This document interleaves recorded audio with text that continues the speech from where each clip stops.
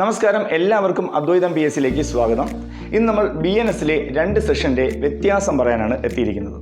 നമുക്കെല്ലാവർക്കും അറിയാം എന്താണ് കുറ്റകരമായ വിശ്വാസലംഘനം, എന്താണ് നേരുകേടായ ദുർവിനിയോഗം. നമുക്കറിയാം ഒരാൾ നമ്മളെ വിശ്വസിച്ച് കുറച്ച് പൈസ തരികയാണ്, അല്ലെങ്കിൽ എന്തെങ്കിലും ഏൽപ്പിക്കുകയാണ്.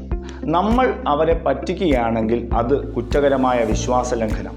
എങ്കിൽ എന്താണ് നേരുകേടായ ദുർവിനിയോഗം എന്ന് ചോദിച്ചാൽ, നിങ്ങൾ മറ്റൊരാളുടെ അനുമതിയില്ലാതെ ഒരു വസ്തു എടുത്ത് ഉപയോഗിക്കുന്നു എങ്കിൽ അത് ദുർവിനിയോഗം. ഇപ്പോൾ നിങ്ങൾക്ക് കൺഫ്യൂഷനായി. ഞാൻ എൻ്റെ എക്സാമ്പിൾ വെച്ച് അത് മനസ്സിലാക്കി തരാം.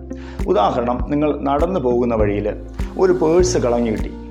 ആ പേഴ്സ് നിങ്ങൾ എടുത്ത് തുറന്നു നോക്കിയപ്പോൾ അതിനകത്ത് കാശുണ്ട്, ആരുടേതാണെന്നുള്ള ID കാർഡും ഉണ്ട്. പക്ഷേ നിങ്ങളത് നോക്കാതെ ആ കാശെടുത്ത് ഉപയോഗിക്കുകയാണെങ്കിൽ അവിടെ നടന്നു എന്താണ്? കുറ്റകരമായ ദുർവിനിയോഗം, അല്ലെങ്കിൽ നേരുകേടായ ദുർവിനിയോഗം. പക്ഷേ ആ കാശ് ആരുടേതാണെന്ന് അറിഞ്ഞിട്ട് നിങ്ങൾ തിരികെ കൊടുത്തിരുന്നുവെങ്കിൽ അതെന്തല്ല, കുറ്റകരമല്ല. ഇതാണ് ദുർവിനിയോഗം. അപ്പോൾ മനസ്സിലാക്കുക, ദുർവിനിയോഗം എന്ന് പറഞ്ഞാൽ നമുക്ക് അവകാശമില്ലാത്ത ഏതൊരു വസ്തുവും നമ്മൾ എന്ത് ചെയ്യുന്നു, എടുത്തിട്ട് അത് ആരുടേതാണെന്ന് അന്വേഷിക്കാതെയോ ആരുടേതാണെന്ന് അറിഞ്ഞിട്ടും തിരികെ കൊടുക്കാൻ മനസ്സ് കാണിച്ചില്ല എങ്കിൽ അത് കുറ്റകരം തന്നെയാണ് BNS പ്രകാരം. അതുപോലെ തന്നെയാണ് വിശ്വാസലംഘനവും. വിശ്വാസലംഘനം എന്ന് പറഞ്ഞാൽ ഒരു വ്യക്തി നമ്മളെ വിശ്വസിച്ച് എന്തെങ്കിലും കാര്യം ഏൽപ്പിക്കുകയാണെങ്കിൽ, അവരെ പറ്റിക്കുകയാണെങ്കിൽ അതാണ് കുറ്റകരമായ വിശ്വാസലംഘനം. 2 സെഷൻ ഡൗട്ടാകരുത്.